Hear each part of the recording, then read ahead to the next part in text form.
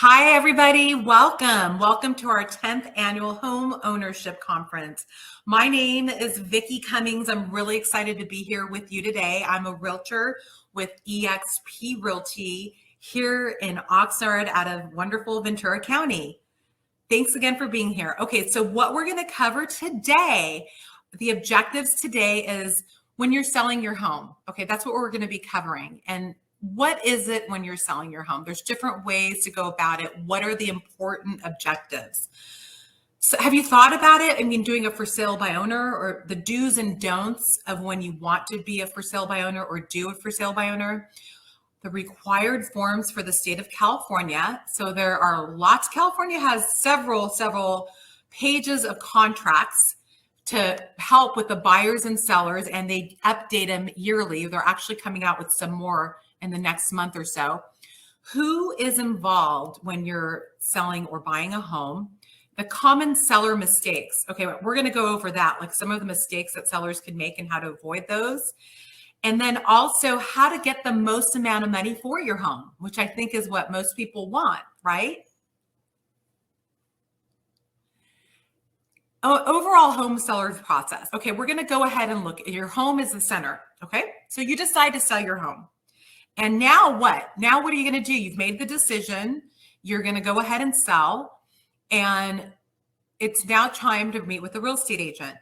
When you're meeting with a real estate agent, I definitely recommend that you interview at least a few.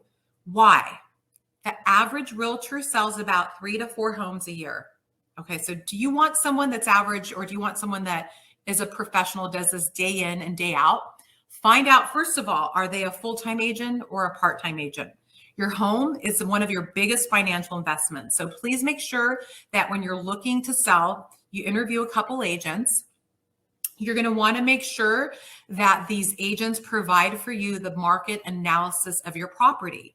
It's also known as the acronym CMA, Comparative Market Analysis.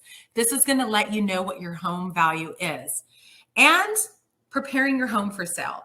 So once these realtors come over to your property, they're going to let you know what preparations you should make on your home, what you should spend money on versus not, where you're going to get your highest return on investment, and the marketing and showings of your home. So once your home is ready to show, then it's time to start marketing it. Something that started happening, they started doing this about, I want to say it's been the past year, where we have what's called the coming soon status. So say that your home isn't quite ready to hit the market yet, but you want to start prepping it for the market, kind of like teasing and letting people know it's coming on the market. You can do what's called coming soon status up to 21 days ahead of time before it hits to become active status in the MLS, which is the multiple listing service that realtors go to find out what's available for sale. In this, you need to have a photo of the front of the home. And if you wanted to have an exterior shot, you could do so as well. So if your client needs a little bit more time, or you, the seller, need a little bit more time to get the home in order, then you have up to 3 weeks to do that.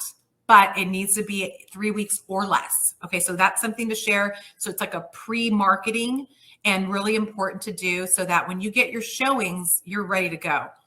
If you show your property during the coming soon, it needs to go active.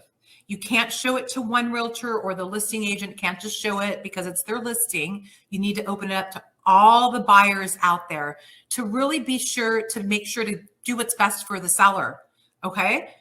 Then when you receive an offer, the realtor is going to help you with the receiving the offer and negotiating on your behalf, and the contract to closing.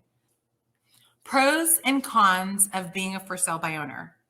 Being a for sale by owner sounds exciting and wonderful, right? You're going to save all that commission and not pay thousands of dollars. It sounds great, but in truth and reality, it's really not. For sale by owners open themselves up to lawsuits and have a huge liability and they do actually, it's been proven that they have the most lawsuits versus someone that uses a real estate agent. When you are a professional realtor, your broker and you have what's called E&O insurance, errors and omissions insurance. In case if there's any legality issues, you're covered and your client is covered. So it sounds like a great thing, but in the truth, you really don't want to open yourself up to any kind of any legality issues. And that's something that you really need to think about. And also security wise, people don't think about that. When you're a licensed realtor, you have a lockbox, and that lockbox, whenever a realtor comes to show the property, it keeps track of who came to show your property, the timeline that they were there, and you can follow up with them. We as realtors, we have a certain code of ethics to abide to. We cannot have any kind of any legal issues in our past. We have to make sure that we're in good standing. So you have security when you have a realtor versus allowing anybody to come into your home not knowing their background. Plus the fact of realtors are showing property to qualified buyers. A lot of times for sale by owners, the buyer's thinking, oh, they're doing it for sale by owner. They want to get a discount. They want to get some creative financing. These are factors that people don't really think about. And it's been proven that realtors net more for their client in their pocket than a for sale by owner. So even though it sounds exciting, those are the pros and cons. Required forms for the state of California. In the state of California, we have lots of paperwork, especially when we're selling a property. So it's really important that you know what you're signing, and your realtor will take the time to go over that with you. So you have the purchase agreement, which is the RPA, the residential purchase agreement. Then you have your transfer disclosure paperwork, and that is paperwork that you as the seller need to disclose to the buyer. So any kind of changes, upgrades, if there's a leak, anything that you want to make sure to disclose it. Also, the natural hazard zone disclosure. Being in California, and we need to disclose if you're located in an earthquake zone, a flood zone, a fire zone. There's lots of stuff that shows up on the natural hazard disclosure that you want to make sure that the client is aware of. And then also we have what's called the statewide buyer and seller advisory. On there, it basically, what it does, it's a definition of terms, real estate terms, with the buyer and the seller, and it tells you page by page. It's about 14 pages long, and it really reiterates in there. And that's the great thing about our contract. Even though it's many, many pages, they go over and over again about what certain terms mean. When your contingency timelines are up, the obligation that the realtor has, the listing agent versus the selling agent, the seller, the buyer, it has all the real estate timelines and all the terms in there.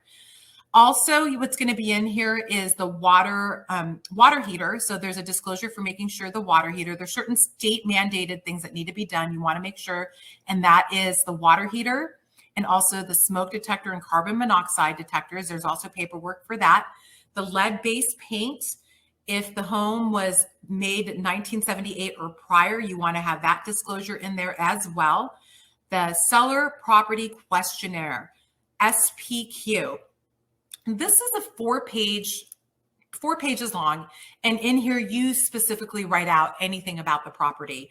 If there's been any kind of insurance claims, any modifications, you are going to list it and put everything in here, because you want to tell more about the property versus less and having to worry about the buyer coming back later because of not disclosing something. So you want to make sure all of this is done. Also, the fire hardening disclosure, there's paperwork on that. Certain cities have a city report, not all cities. So Ventura County, there's a city report in Ventura. There's one in Port Hueneme. There's one in Oxnard. There's also one in Thousand Oaks. The cities that I did not mention don't have a city report. So certain cities have city reports. And then you also have the residential earthquake hazard report. And obviously, because we're in California, we need to disclose everything about the property. So those are some of the property, the paperwork, the forms, the required forms for the state of California. Parties involved in selling a home. So there's different parties. Obviously, you have the real estate agent. With the real estate agent, you have the listing agent who's representing the seller. And then you also have the buyer's agent, and which is referred to as the selling agent. And then you could also have what's called a dual agent. A dual agent is disclosed. And that what that means is that you are representing both buyer and seller, and this is another disclosure item that needs to happen. You have a fiduciary obligation to your client if you're representing the seller or if you're representing the buyer, and as a dual agent. You cannot disclose. So say if you're representing the seller and you know their bottom line, you know what you cannot tell the other side, or if you're representing the buyer, that's fiduciary obligation you have to your seller. And material facts need to be disclosed on both sides, and that's very important as well. The seller also has a duty to share all their information about the home, and that's why we have all those disclosures. You want to make sure everything is disclosed. And then the buyer, what they do, they want to make sure that they have their investigation period to find out material facts, to find out about the home. They do this with having their inspection period, having the home inspection, reviewing the disclosures, and making sure that it's something that they want to move forward with and the home is ready to go. You also have escrow and title officers. They are the neutral party. The escrow officer is in the middle. They're making sure that the seller and the buyer have all the paperwork is in there, that you get your escrow instructions, that basically the escrow instructions are going to explain the whole contract in place. And then the title, you want to make sure when the property closes title that it's transferred clear title to the buyer. And also the lender, if the property, most properties are financed, and so you're going to have the lender involved. And so you definitely, that's why VCCDC is here to help you with that.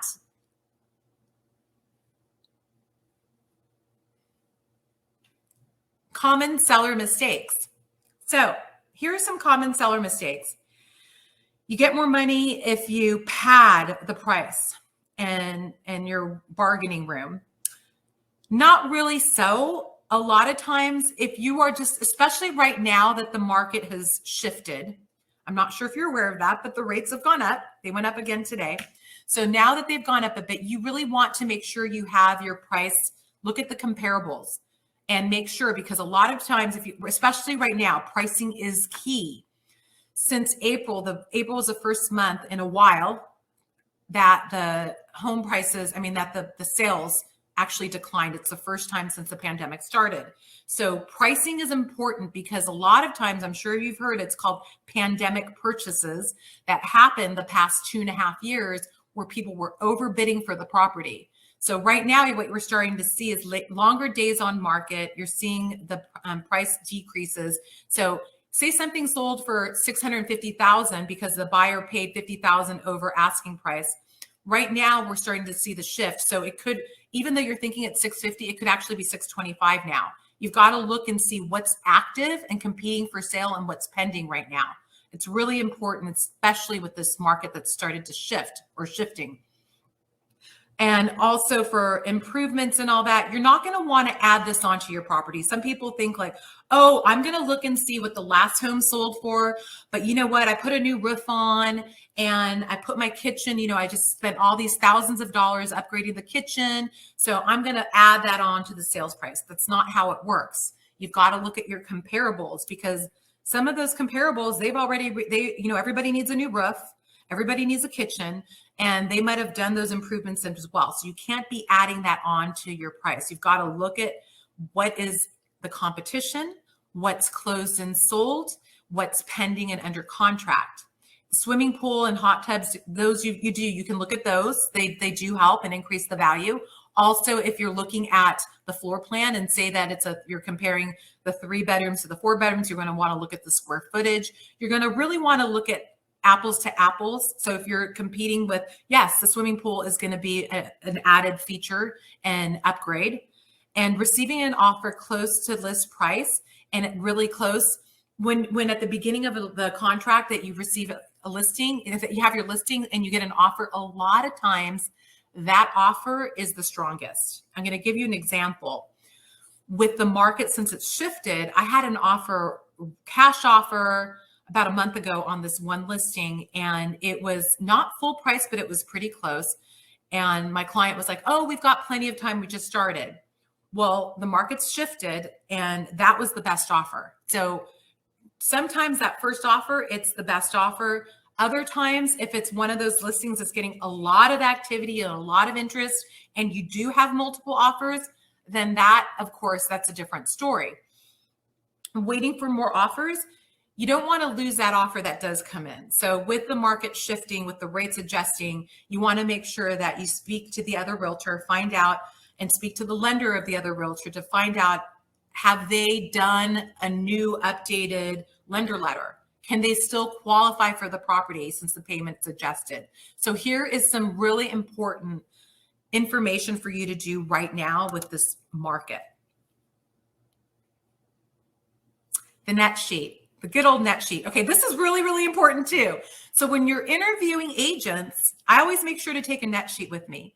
Sometimes people get so focused on what they're paying in commission that what they really need to focus on is what they're netting in their pocket.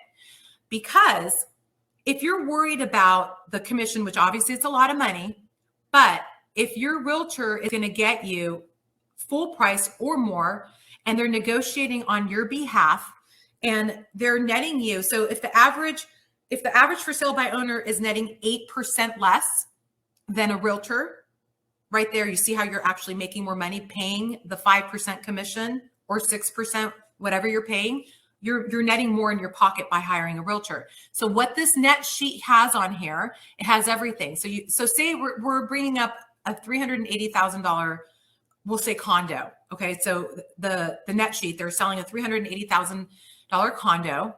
The closing costs are going to come out to, so if you look at the column to the right here where it says closing costs, what are closing costs? They include all of the following: the title policy, the escrow fee, and mind you, the escrow fee, the buyer and seller are each going to pay their own escrow fee. Title, the seller pays for the title.